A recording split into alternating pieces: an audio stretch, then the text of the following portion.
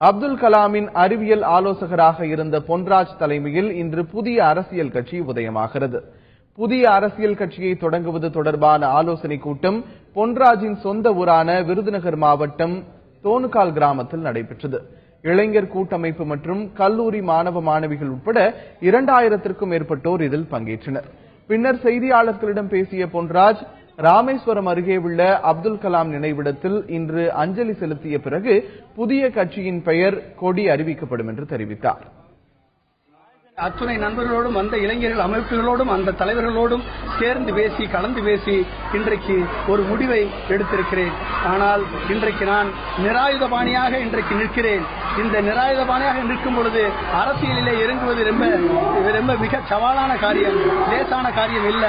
இப்படிப்பட்ட சூழ்நிலையிலே இந்த இளைஞர் சக்தி தான், இந்த மாணவர்கள் சக்தி தான், இந்த இளைஞர் சக்தி தான் எனக்குள்ள ஒரே ஆதாரம்.